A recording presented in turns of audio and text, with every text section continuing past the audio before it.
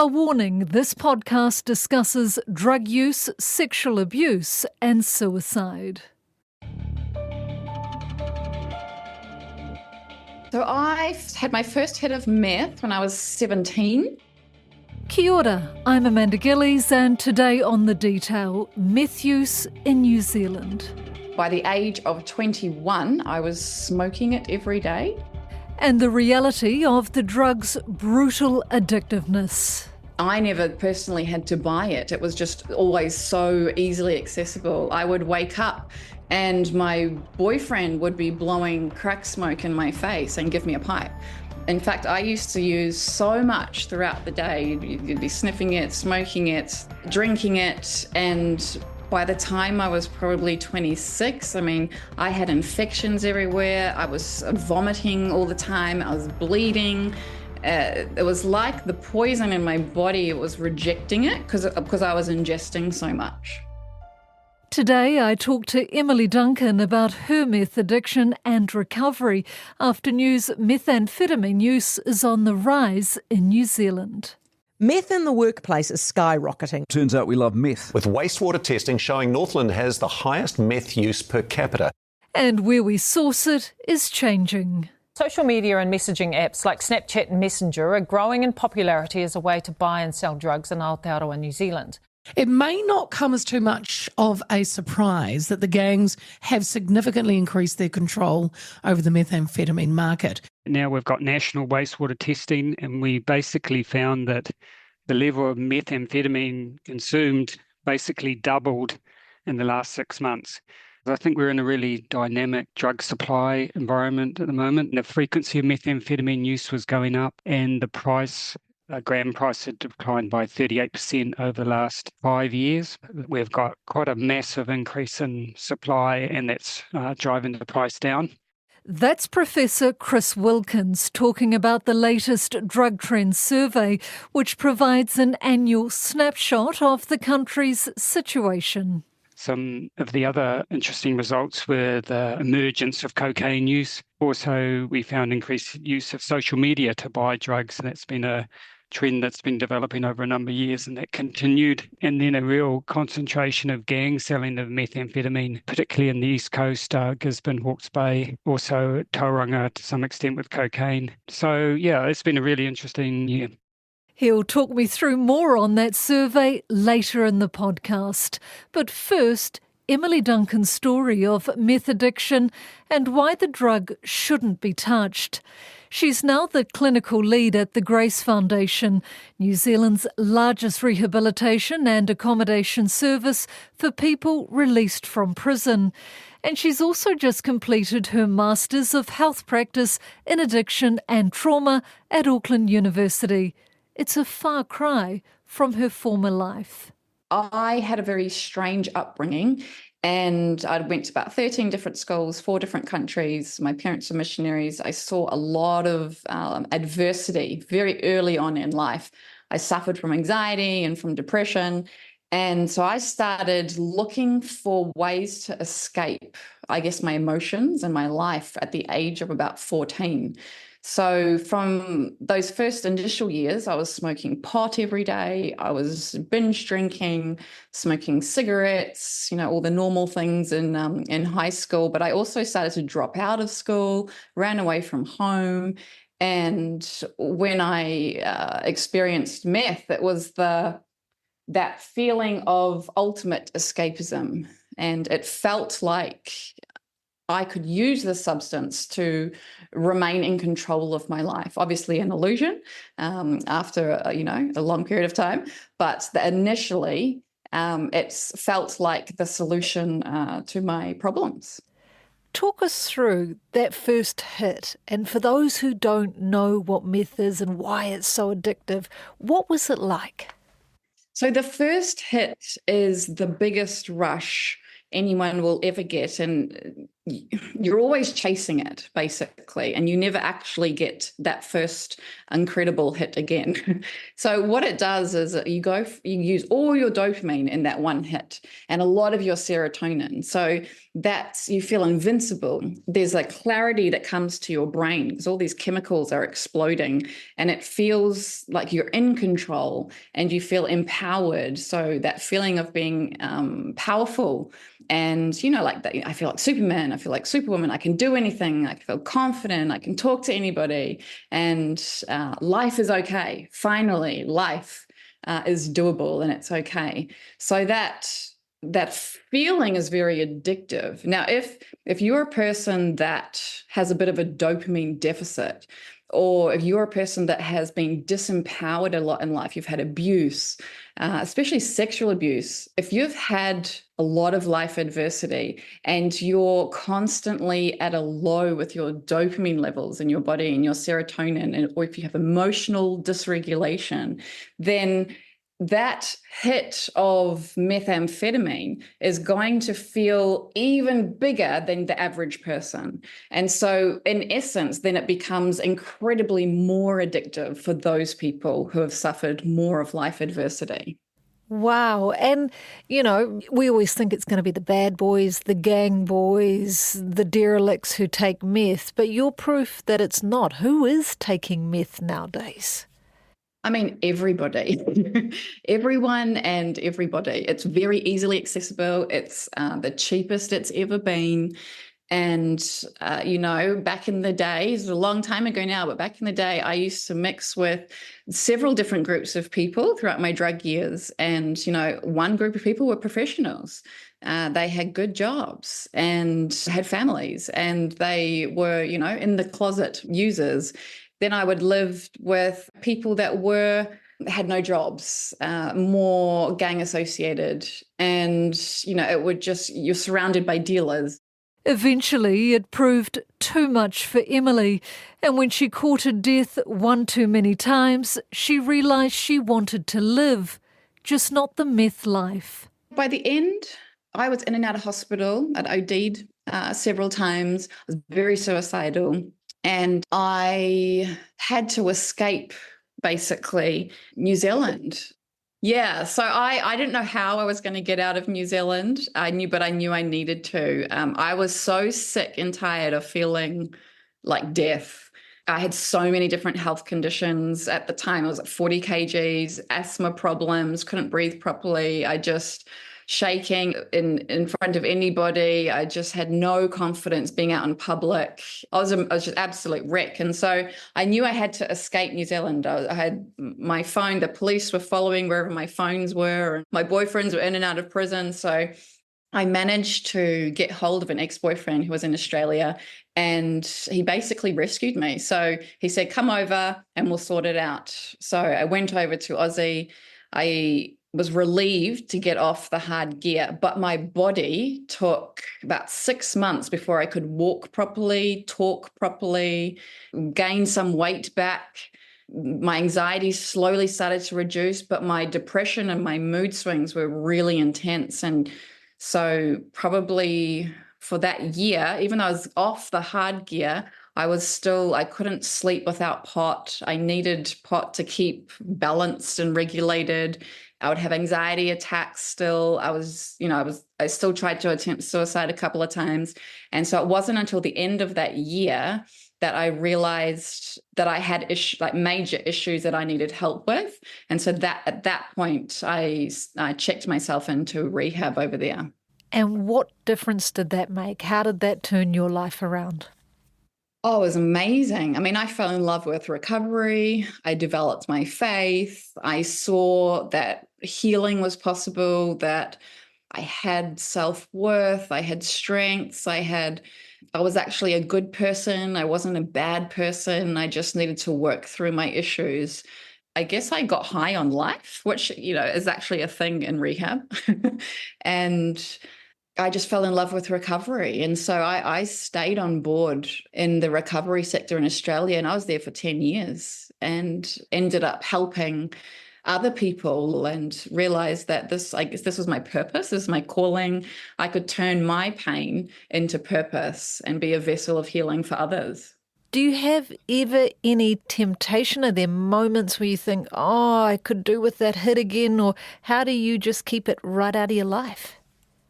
So not anymore. The first 5 years, the ones where the cravings will hit, my motivation to build a life that I didn't need to escape from was bigger than my desire to use. So, I mean, I'd still, lock myself away and do what I needed to do, go for runs, ate too much food at one point, whatever I needed to do to ride out that craving, I did it. And I made sure I stayed in community. So I didn't leave my rehab community unless I felt safe to do so. And for a lot of us, because I was a poly user, so it's multiple substances a day, for a lot of us, we have to stay with our recovery community for as long as possible. And then we slowly build a life after that. So these days, nothing. There's no cravings to escape because I love my life.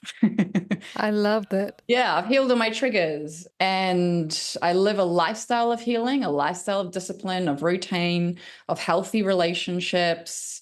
And, I have my son now. I have a career. I enjoy my study. I enjoy learning. And there is no way that I would compromise any of that because I have hundreds of people throughout my week that I serve, that I help, that I teach, and I counsel. So there's no way that I would put myself before them in that context of using drugs. And then we've just had some research coming out that meth use is on the rise in New Zealand and the price is going down. For you, your response to that? Yeah, I mean, it's tragic. A lot of the meth out there at the moment is cut. It's not even pure. And so it's cut with these chemicals that are extremely bad. People are going into psychosis more often. People are coming down more often. And when they come down, you're in full depression mode and therefore extremely suicidal. So it's bad. It's dangerous. And there's not enough education out there about methamphetamine. There's a lot about alcohol. There's a lot about marijuana, but there's hardly anything about methamphetamine. And I think that there needs, yes, to be more education, but more people that have come out of that lifestyle having a voice and speaking into the reality of it and working in the sector, especially with our rangatahi. They're growing up with this perception that smoking meth is just normal, Which is just sad. It's really sad. And you're messing with cognitive development, and you've got all these people in prison. I work a lot with prisoners and a lot with people coming out of the gangs, and they have got high levels of childhood adversity, like extreme levels, the worst you've ever, heard of. And they use substances to cope. And a lot of the crime, 50 to 75% of it, is committed under the influence of drugs and alcohol. And so to lock people up, is incarceration really the solution? I'm a big believer that rehabilitation is the solution, and that more places like Grace Foundation, more rehabs out there need to be more, because the prisons are overflowing. New Zealand has some of the most dangerous prisons out there. And it's, survival of the fittest in there. It's not healing people. It's not helping people deal with the triggers that they have from their childhood and how they've used meth to cope. None of that is addressed. And it's just tragic. Professor Chris Wilkins, a leader in drug research, agrees something needs to be done. Now we've got national wastewater testing, and we basically found that the level of methamphetamine consumed basically doubled in the last 6 months. And the really concerning thing is that's happened now. The doubling of methamphetamine consumption's happened in 2 quarters. So that is really a huge concern, because there's obviously the consumption, but the downstream social problems, violence, family disruption, and crime, property crime, drug driving, all will flow from that doubling of consumption. Why do you think there has been an uptake in the use of meth? I think what has happened, and it's some of these are kind of global trends, is that particularly in our global region, there's now more competition in methamphetamine supply. So for a long, long time, meth always came to New Zealand through, Southeast Asia, Asia. But more recently, we're starting to see supply coming from North America, Central America. And those suppliers, which the Australian Drug Enforcement has identified as Mexican cartels, are really undercutting the price of meth. And that seems to be the driver of the price decline here and also the increase in consumption. What are you paying for meth nowadays? The price of a gram has declined from $563 per gram in 2017 to now $360 per gram in 2024. So that's a 36% decline in the price of a gram.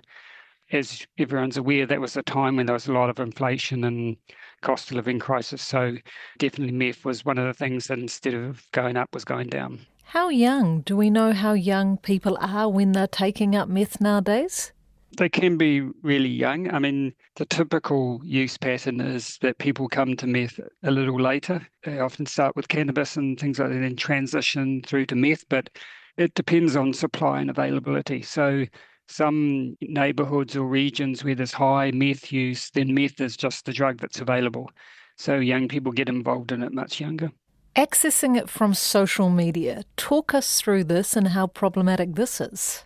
Yeah, so this is quite a big change that's happened over the market, mostly in the last 5 years or so. And again, if you're an older person, when you think about drug markets and drug selling, you might visualize kind of a physical market like a tinny house or buying drugs behind the pub or something like that. And I think we've got to get our minds around that. That's changed quite fundamentally as a natural thing as part of the emergence of social media and young people that are online. That's where they do most of their socializing and networking. That selling of drugs actually transplant into that networking environment really well, because a lot of platforms offer like natural networking capability where you can reach lots of different people. They're often can be combined with anonymous phone apps, or things like Snapchat, where the messages are self-deleting. So some of the platforms are very conducive to selling drugs, and we've just seen an increasing of that. When it comes to meth, though, a third of meth is bought from gangs. Did this surprise you? It did a little bit, because I guess the accepted version of how the gangs fit into the drug market in New Zealand is they're in the more wholesale kind of level of the market. So most gangs, if they're focused on drug selling, would prefer to be involved in importation and wholesaling. But it seems in some regions in particular that they're also very involved in terms of the retail end of selling drugs. And I think that's something to really take notice of. Why meth, Chris, over other drugs? Is it the profit or easier to supply? Why are they opting for that? Yeah, and I think it's a little bit of all of that. For a long time, gangs could be involved in things like cannabis, but I guess from their point of view, in terms of cultivating cannabis and growing cannabis, that's quite a long-term investment and time investment. And this is really interesting, kind of, if we kind of zoom out a little bit, when you contrast trying to supply plant-based drugs like cannabis versus synthetic drugs like methamphetamine. So to produce a plant drug like cannabis, you've obviously got to cultivate, it's seasonal, it takes a long time. Whereas with methamphetamine, it can be synthesized and produced on very large volume, and it's almost instantaneous to produce. And there's a lot more profit in methamphetamine in terms of price, but also there's a lot less kind of hassle in terms of, from the gang's point of view, in terms of production, because they're just getting the finished product and they're selling it off. Whereas cannabis, they've got to wait around for 3 or 4 months for this to grow. So there's a number of reasons why they might be more interested in meth, but certainly the higher prices is something that helps. See, I thought, forgive my ignorance on this, I thought gangs were making it. They had meth houses and stuff like that. Is it actually just easier and cheaper for them to import it? Basically, I think the production side goes through different waves. And if you remember back to the 2010s, I think gangs did focus on production. They used to have access to pseudoephedrine and some chemicals to make meth, and they could do that in kind of kitchen-sized labs. And again, this is one of the emerging trends, longer-term trends, is the problem is that at the moment they can get very large volumes of meth quite cheaply, because in some parts of the world they can produce meth in very large volumes at a very low price. Literally in a factory, if they're in the Golden Triangle around Thailand, often they have organised crime has a lot of influence in those regions, and they can establish factory-size methamphetamine. So that's obviously much cheaper than trying to produce it in your own kitchen. And if you look at the seizure pattern over the last 5 to 10 years, you can see we've moved from tens of kilo seizures to 100-kilo seizures. Customs finding 1/2 ton of methamphetamine concealed in steel beams. It's one of our biggest ever meth hauls, worth more than $500 million. So that shows kind of like an order of magnitude change in the volume of production. So from the gang's point of view, and that's reflected in the price. So the gang's point of view, it's much easier just to import large volumes of meth than trying to make it, in a high-risk kind of situation in the kitchen. How creative are they getting to get this meth into the country? Yeah, I think people might recall the contamination of the beer and the meth lollies. In just the past hour, 2 men have been sentenced to more than 20 years prison each in relation to drug importation and the death of Aidan Sangala, who died after drinking methamphetamine-laced beer. This is another advantage from local gangs' perspective when they're dealing with experienced organised crime like Mexican cartels, who have a lot of experience of smuggling drugs across the border because they do it from Mexico to the US all the time.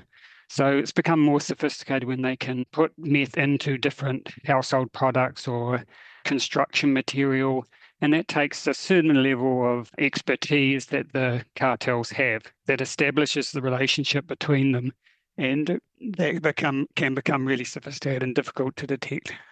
Emily Duncan says to keep meth out of the country and out of homes, we need more education, research, programs and funding. You go into any rehab and 95% of the people have a meth problem. It's just not getting addressed. Like when I was at uni, there was hardly any research that we could study about methamphetamine. In fact, Auckland University is only conducting the first New Zealand study ever on methamphetamine. So your AOD counsellors out there, they don't have a knowledge of it. Unless they have lived experience with it, they don't have a knowledge of how to deal with it. So that's really scary. And then you've got generations now, up to 3 generations of meth users and families. Intergenerational substance use is a massive problem. I think it's pretty out of control, especially if it's now easier to get and cheaper than it's ever been, and cut with things like MSG, which is terrible, and putting people into psychosis, especially our youth. And now we have number 1 of, youth suicide rates in the world. I mean, just put 2 and 2 together. It's a problem. How lucky do you feel to be alive today? I feel very, very lucky. I feel very blessed. I have hope. I get to do life. I get to have a family, a child. I get to help other people. And I'm so glad that, my suicide attempts didn't work, that I persevered. And I persevered and I persevered until I found my hope again. Yeah, so it's been bloody hard. Like it's such a hard thing to do, recovery. So I'm really proud of myself, I guess, as well as feeling lucky. And I hope that I can invest that into the next generation. I can invest that into other people who surround me, because then hope breeds hope, and healed people heal people. Mm.